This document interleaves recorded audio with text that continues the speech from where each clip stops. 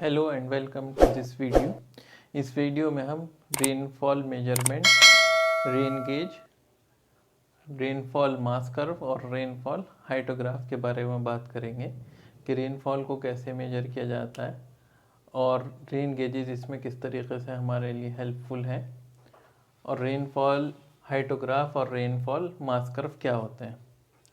तो सबसे पहले रेनफॉल को मेजर किया जाता है डेप्थ के टर्म में। किसी भी एरिया में रेनफॉल हुई है तो उस रेनफॉल को हम एज्यूम करते हैं कि एक एरिया में अगर हम कलेक्ट कर लें तो कितनी डेप्थ होगी उस रेनफॉल की, वो डेप्थ को मेजर करके हम कहते हैं कि रेनफॉल 10 सेंटीमीटर हुई, 10 mm हुई।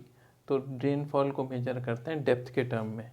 और जो इंस्ट्रूमेंट यूज़ किया जाता है रेनफॉल को मेजर करने के लिए उसको हम रेन गेज कहते हैं। तो रेन गेज क्या हुआ? रेनफॉल को मेजर करने के लिए जो डिवाइस या इंस्ट्रूमेंट यूज़ होता है उसको रेन गेज कहते हैं। तो रेन गेज जो है बेसिकली दो टाइप के होते हैं। रेन गेज जो है दो टाइप्स के होते हैं। एक रिकॉर्डिंग रेन गेज होता है, रिकॉर्डिंग रेन गेज, और एक non recording rain gauge.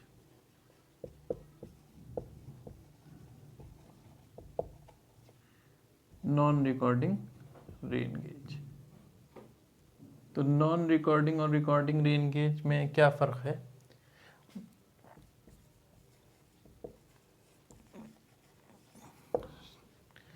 Non recording rain gauge जो है ये मैनुअल रेन गेजेस भी कहलाते हैं और रिकॉर्डिंग रेन गेज जो है ये ऑटोमेटिक रेन गेजेस भी कहलाते हैं।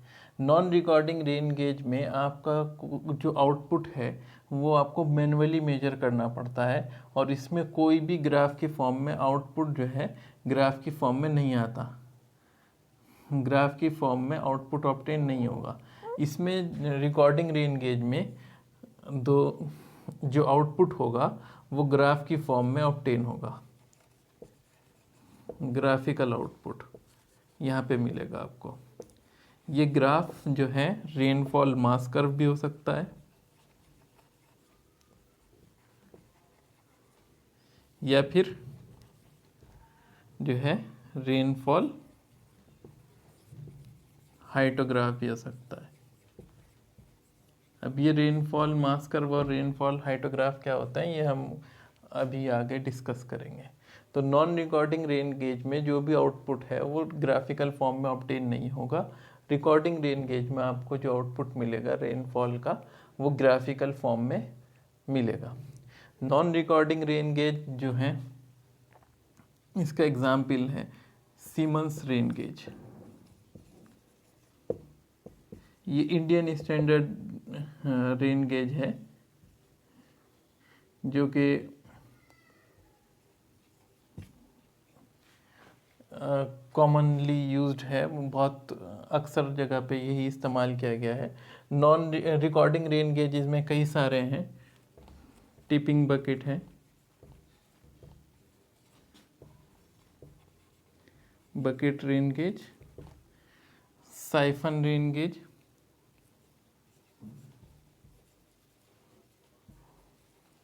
इंडिया में रिकॉर्डिंग रेन गेजेस में साइफन रेन गेज या फ्लोट रेन गेज भी से कहते हैं, ये इस्तेमाल किया जाता है।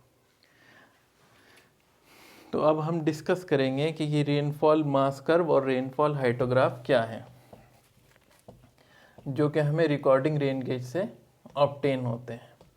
नॉन रिकॉर्डिंग रेन गेज में आपको कोई ग्राफिकल आउटपुट नहीं मिलेगा। Non recording rain gauge basically एक रेन गेज आप ऐसे समझ सकते हैं कि एक कंटेनर है,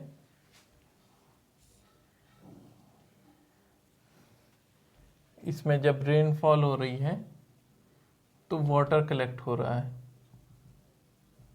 जब रेनफॉल होगी तो इसमें वाटर कलेक्ट होता जाएगा। इसके ऊपर यहाँ पे ये ग्रेजुएटेड होता है, यानी इसके ऊपर मार्क लगा हुआ होता है 10 सेंटीमीटर, 5 सेंटीमीटर, 10 सेंटीमीटर, इस तरीके से मार्क लगा हुआ होता है। तो इसकी रीडिंग से हमें मालूम हो जाता है कि कितने सेंटीमीटर या कितने mm रेनफॉल हुई है।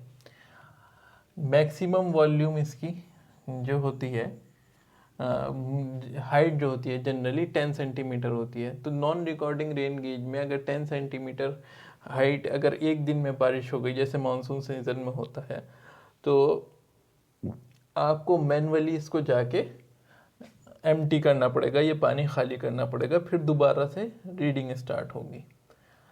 नॉन रिकॉर्डिंग रेन गेज के लिए ये करना पड़ेगा manually. Automatic rain gauge weighing bucket या टिपिंग बकेट में क्या होता है कि जैसे ही वो फिल होता है, पूरा 10 सेंटीमीटर पूरा होता है, तो वो ऑटोमेटिकली जो सिस्टम मैकेनिज्म उसके अंदर है उससे वो बकेट एम्प्टी हो जाती है और फिर दोबारा से रीडिंग स्टार्ट हो जाती है। तो इस तरीके से ये दोनों रेन गेजेस में फ़र्क है। अब हम डिस्कस करते हैं सबसे पहले रेनफॉल मास कर्व के बारे में। Rainfall mass curve, rainfall mass curve जो होता है ये एक ग्राफ होता है जो कि क्यूमुलेटिव रेनफॉल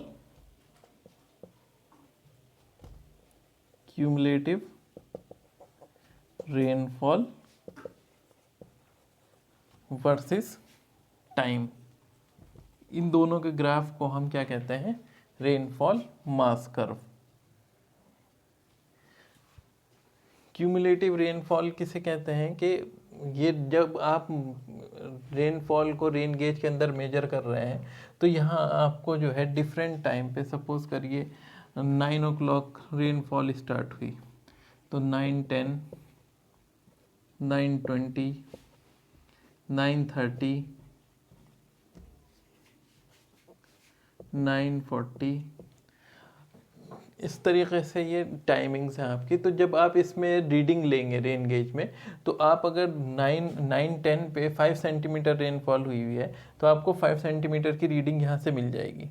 9:20 तक अगर सपोज करिए कि 7 सेंटीमीटर रेनफॉल हुई है, तो यहाँ से जो 7 सेंटीमीटर रेनफॉल की आपको रीडिंग मिली है, ये टोटल रेनफॉल की रीडिंग मिली है।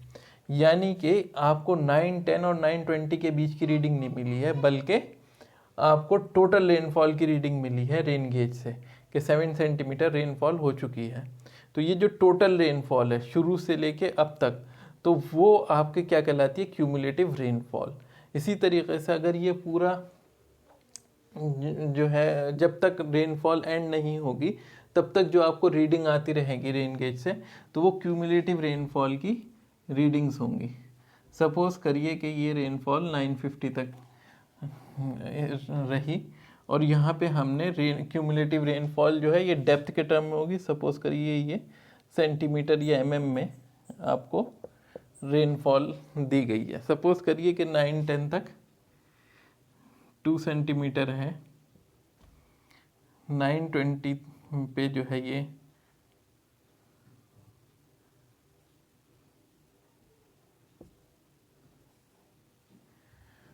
9:20 पे ये 6 सेंटीमीटर हो गई।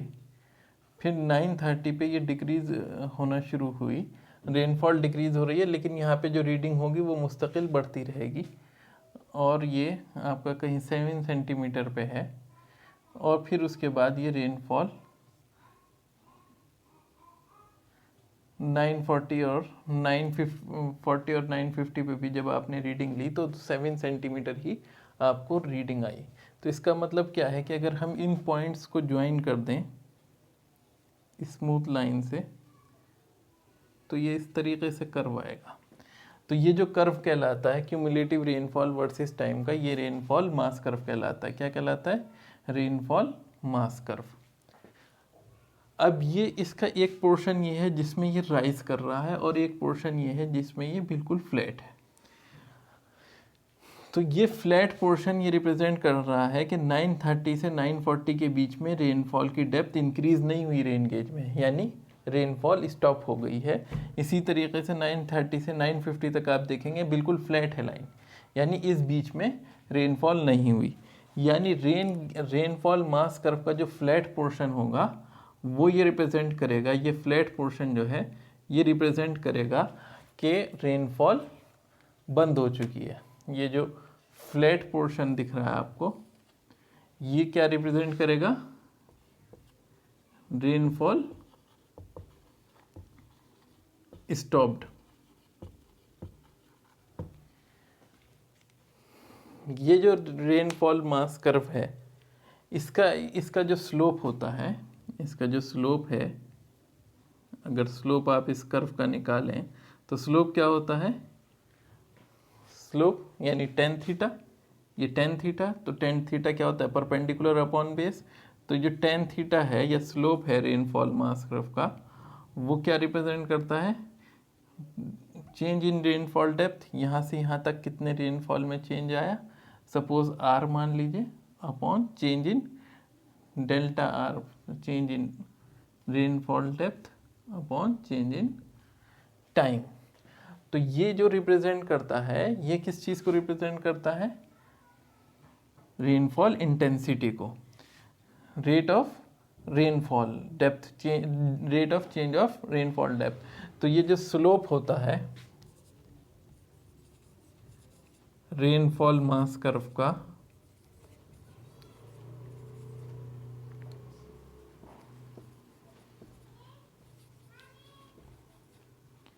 ये रिप्रेजेंट करता है इंटेंसिटी ऑफ रेनफॉल, कितनी इंटेंसिटी से रेनफॉल हो रही है।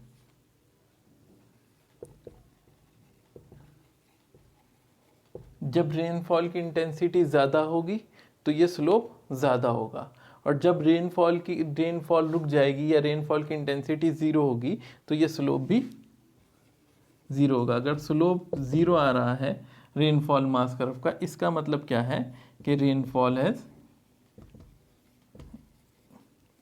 स्टॉप्ड। तो ये सारी इंफॉर्मेशन हमें जो है रेनफॉल मास कर्व से मिलती है। अगर हम एग्जाम्पल के तौर पे एक डेटा लेके इसको रिप्रेजेंट करना चाहें तो ये इस तरीके से रिप्रेजेंट किया जा सकता है रेनफॉल मास कर्व को। जो डेटा अवेलेबल होता है हमारे पास, अगर सपोज करिए कि हमारे पास किसी एरिया का डेटा अवेलेबल है, यहाँ टाइम दिया है और फिर ये रेनफॉल डेप्थ दी है,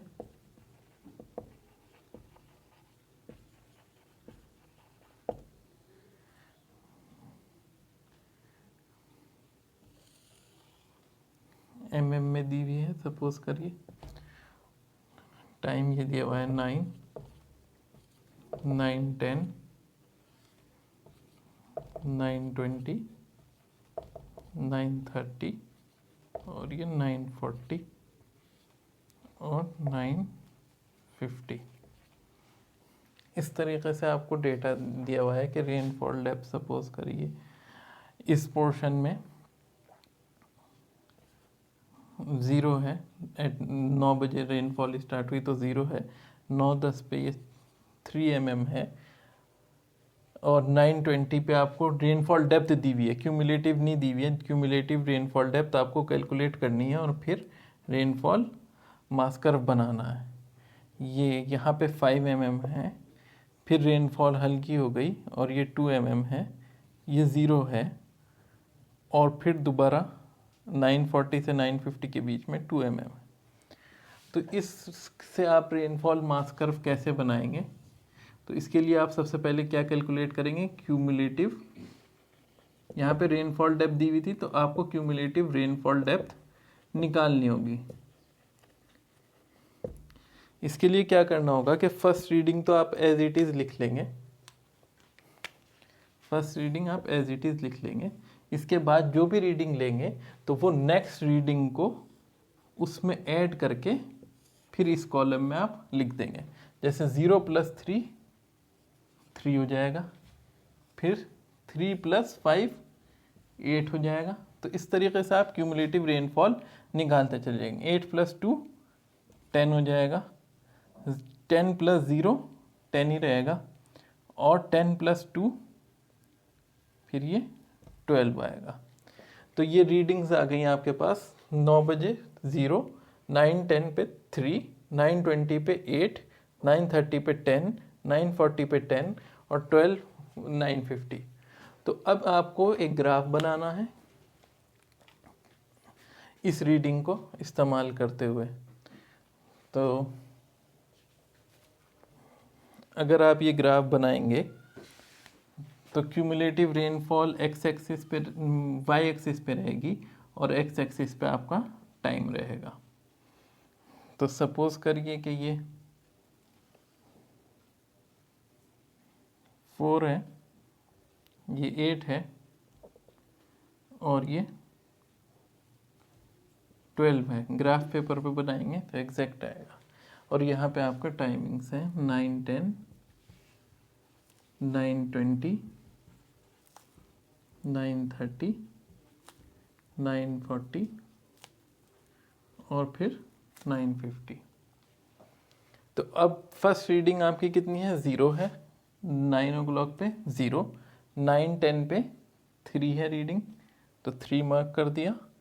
9:20 पे 8 है रीडिंग, तो 8 पे मार्क कर लिया। 9:30 पे 10 है रीडिंग, 10 पे मार्क कर लिया। 9:40 पे भी 10 है, तो 10 पे ही मार्क किया। 9:50 पे 12 है।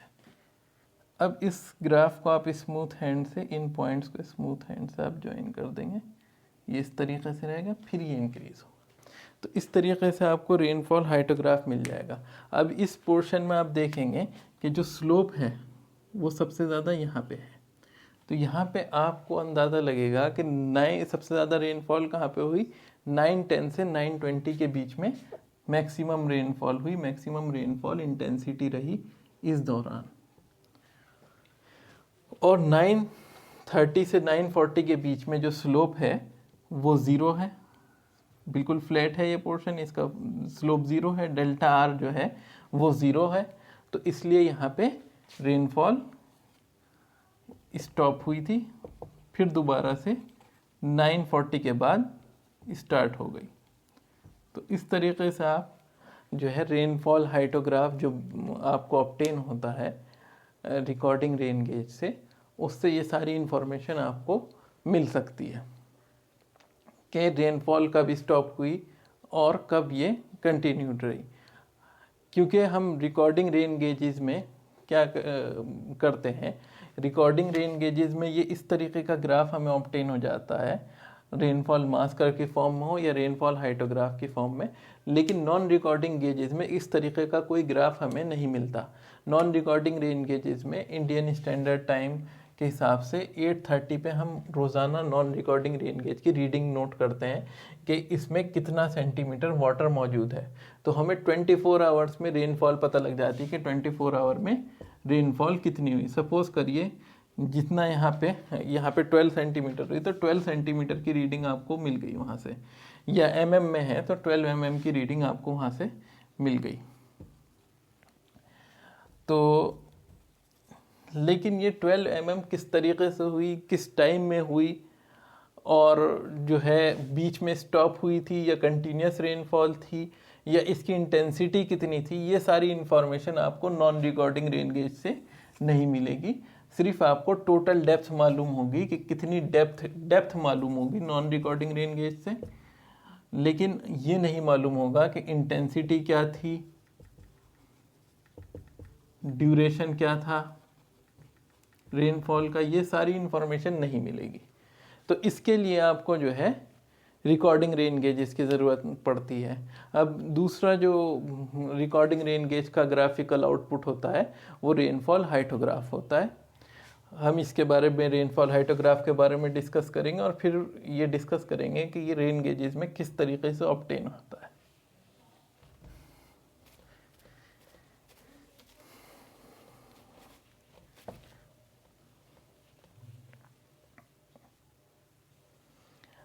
तो नेक्स्ट जो है टॉपिक वो रेनफॉल हाइटोग्राफ है कि रेनफॉल हाइटोग्राफ कैसे हम हासिल कर सकते हैं और ये क्या होता है, रेनफॉल हाइटोग्राफ किसे कहते हैं।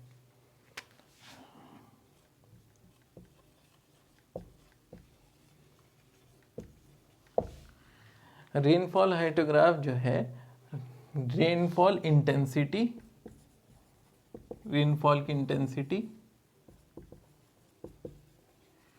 वर्सेस टाइम के ग्राफ को जो है आप वर्सेस टाइम का जो ग्राफ है वो क्या कहलाएगा आपका, रेनफॉल हाइटोग्राफ। तो रेनफॉल हाइटोग्राफ में जो रेनफॉल इंटेंसिटी है, रेनफॉल इंटेंसिटी की यूनिट mm/आवर या फिर सेंटीमीटर पर आवर होगी। तो ये जो ग्राफ होता है रेनफॉल इंटेंसिटी वर्सेस टाइम, ये आपका रेनफॉल हाइटोग्राफ कहलाता है। इसको इस फॉर्म में रिप्रेजेंट किया जाता है, बार चार्ट के फॉर्म में इसको रिप्रेजेंट करते हैं हम। इस तरीके का कुछ ग्राफ आपको दिखाई देगा। वाई एक्सिस पे फिर रेनफॉल इंटेंसिटी होगी,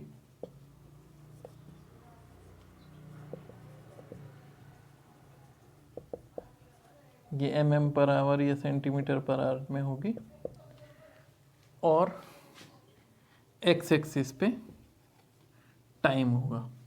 तो यहाँ पे टाइम की रीडिंग्स होंगी और यहाँ पे बार चार्ट के फॉर्म में इस तरीके के ग्राफ्स होंगे।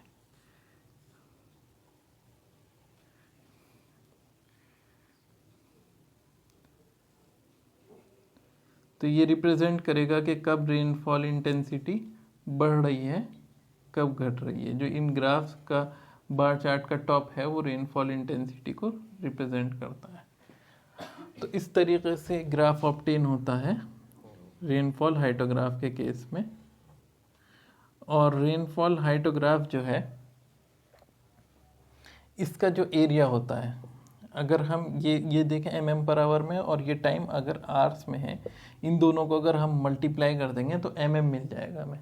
तो ये हमें ये एरिया जो है रेनफॉल डेप्थ बताता है कि अगर इतने टाइम में हम डिस्कस करना चाह रहे हैं कि सपोज करिए ये 9 है, ये 9-10 है, ये 9-20 है।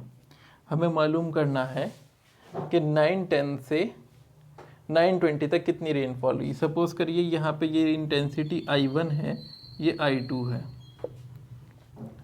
तो हम इन दोनों ग्राफ्स के, इन दोनों बार चार्ट का एरिया निकालेंगे। तो जो एरिया होगा इन दोनों को ऐड करने के बाद वो हमें रेनफॉल, टोटल रेनफॉल डेप्थ दे देगा कि 9 बजे से लेकर 9:20 तक कितनी रेनफॉल हुई। इस पूरे चार्ट का, एक स्टॉर्म के एक रेनफॉल के पूरे चार्ट का अगर हम एरिया निकाल लें, सबका एरिया निकाल लें, तो हमें टोटल रेनफॉल डेप्थ मिल जाएगी। तो इसका एरिया जो होता है रेनफॉल हाइटोग्राफ का एरिया, रेनफॉल हाइटोग्राफ का जो एरिया है वो रिप्रेजेंट करता है टोटल रेनफॉल डेप्थ को।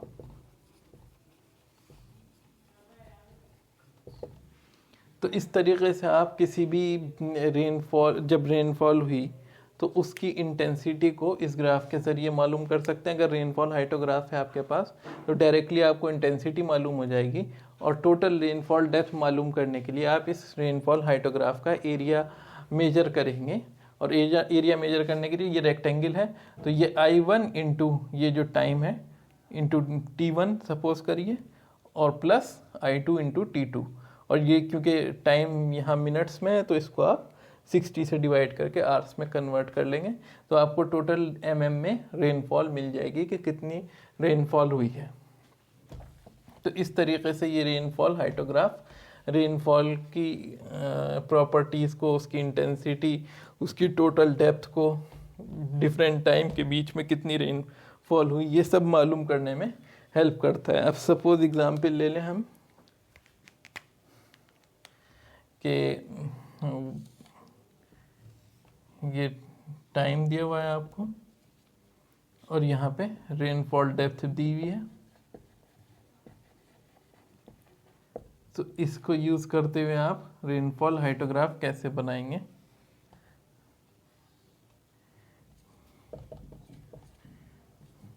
ये टाइम दिया हुआ है, इस टाइम पे आपकी रीडिंग अवेलेबल है, और ये 0, यहाँ 2 mm, ये रेनफॉल डेप्थ mm में दी हुई है आपको, और ये सपोज करिए 5, ये 2 और ये 0। तो अब आपको रेनफॉल इंटेंसिटी निकालनी है। तो रेनफॉल इंटेंसिटी क्या होगी, रेनफॉल डेप्थ अपॉन जो है टाइम। तो आप इन दोनों का डिफरेंस लेंगे। रेनफॉल डेप्थ डायरेक्टली दी हुई है आपको, तो आप रेनफॉल इंटेंसिटी कैसे निकाल सकते हैं, 2 अपॉन टाइम में कितना चेंज आया 10 मिनट्स का, तो 10 मिनट्स अपॉन 60। तो रेनफॉल इंटेंसिटी आप कैसे निकाल रहे हैं, mm/h में। अगर आप mm/h में निकाल रहे हैं तो उसके लिए आपको टाइम को आवर्स में कन्वर्ट करना पड़ेगा, तो इसलिए हम 60 से डिवाइड करेंगे। तो ये हो जाएगा 120 अपॉन 10 यानी 12 हो जाएगा। तो इंटेंसिटी कितनी आई, 12 mm/h। फिर यहाँ पे 5 mm रेनफॉल हुई 9:10 से 9:20 के बीच में, तो 5 अपॉन डिफरेंस कितना है टाइम का 10 मिनट्स, तो फिर वो 10 अपॉन 60। तो यहाँ पे इंटेंसिटी आ जाएगी आपकी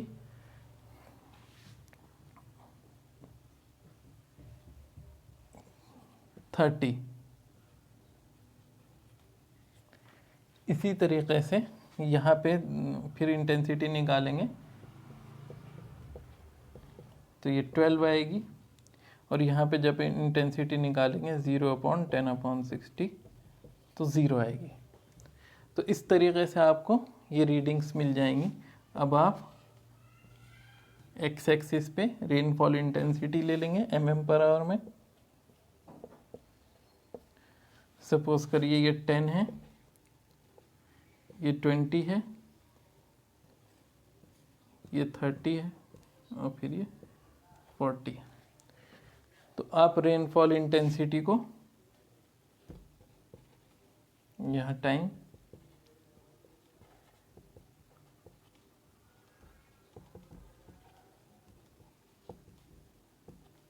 और ये 940। तो यहाँ पे रेनफॉल इंटेंसिटी थी 12 mm/h। ये ग्राफ बना देंगे आप। फिर 9:10 से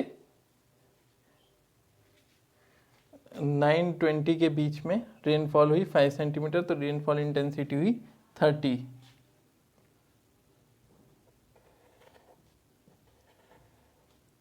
तो इस तरीके से ग्राफ बना लेंगे। इसके बाद 9:20 से 9:30 के बीच में रेनफॉल हुई 2 mm, रेनफॉल इंटेंसिटी आई 12। तो यहाँ पे फिर से ये 12 हो जाएगा, और 9:30 और 9:40 के बीच में कोई रेनफॉल नहीं हुई, तो रेनफॉल इंटेंसिटी थी 0, तो इसलिए ये फ्लैट रहेगा ये पोर्शन। तो इस तरीके से आप रेनफॉल की इंटेंसिटी निकाल सकते हैं। तो ये डिफरेंट टाइम पे कि 9 से 9:10 के बीच में कितनी रेनफॉल इंटेंसिटी रही, 9:10 से 9:20 के बीच में कितनी रही, ये सारी चीज़ें यहाँ पे रिप्रेजेंट हो रही हैं इस ग्राफ के फॉर्म में। ये 12 है, ये 30 है, और ये फिर 12 है, और फिर यहाँ पे इंटेंसिटी 0 है। इस तरीके से रेनफॉल हाइटोग्राफ से आपको रेनफॉल की इंटेंसिटी मिल सकती है। इसके बाद नेक्स्ट जो हम डिस्कस करेंगे वर्किंग रेन गेजेस की, हम डिटेल में नेक्स्ट लेक्चर में डिस्कस करेंगे। अभी ओवरव्यू दे देते हैं कि rain gauge, recording rain gauge में क्या अरेंजमेंट होता है। जैसे फ्लोट टाइप का रेन गेज है, तो इसमें एक फ्लोट लगा होगा यहाँ पे, जो कि पानी की वजह से पानी का डेप्थ जैसे बढ़ेगी तो ये ऊपर हो जाएगा, डेप्थ कम होगी तो ये नीचे, इसके ऊपर फ्लोट करता रहता है ये। और इसके अंदर जो है एक पेन लगा होता है, इस तरीके से पेन लगा होता है, और यहाँ पे एक ड्रम होता है, रोटेटिंग ड्रम, इस तरीके का ड्रम होता है, और ये रोटेट करता रहता है, रोटेट करता है ये। इसके ऊपर एक ग्राफ पेपर लगा होता है, इसके ऊपर एक ग्राफ पेपर लगा दिया जाता है। तो जब ये यहाँ पे रेनफॉल की डेप्थ बढ़ती है और ये ऊपर होता है, तो ये पेन जो है ग्राफ के टच में होता है, तो उससे ये डायरेक्टली जैसे जैसे ये रोटेट हो रहा है, टाइम इसके अंदर रोटेशन के फॉर्म में रिकॉर्ड हो रहा है, और ये जो पेन की लोकेशन है इससे रेनफॉल डेप्थ मेजर होती जाएगी। जैसे जैसे सपोज करिए इनिशियली ये यहाँ पे था, फ्लोट यहाँ था, तो ये रेन गेज यहाँ पे होगा। अब थोड़ी देर के बाद रेनफॉल बढ़ी, ये ऊपर आ गया, तो अब इस पेन से जो मार्क आ रहे होंगे वो यहाँ पे आ रहे होंगे, ग्राफ में इस पोर्शन पे आ रहे होंगे। तो इस तरीके से आप किसी भी रिकॉर्डिंग रेन गेज में से के जो ड्रम्स होते हैं ऑटोमेटिक, उसके अंदर ये ग्राफ लगा होता है। इस ग्राफ के ज़रिए आपको सारी रीडिंग्स मिल जाती हैं in the form of rainfall hyetograph या फिर रेनफॉल मास कर्व, और फिर उनका इस्तेमाल करते हुए हम रेन गेज की रीडिंग्स, रेनफॉल की कैरेक्टरिस्टिक्स और उसकी इंटेंसिटी किस टाइम पे कितनी रही, कब ज़्यादा इंटेंसिटी थी, कब रेनफॉल स्टॉप हो गई, ये सारी इंफॉर्मेशन हम पता कर सकते हैं। नेक्स्ट लेक्चर में हम डिस्कस करेंगे, इसमें हमने डिस्कस किया कि रेन गेज कैसे, टाइप्स ऑफ रेन गेज क्या है, रिकॉर्डिंग रेन गेज और नॉन रिकॉर्डिंग रेन गेज में क्या फ़र्क है, क्या एडवांटेजेस हैं। दोनों ही तरीके के रेन गेज हर जगह मौजूद रहते हैं।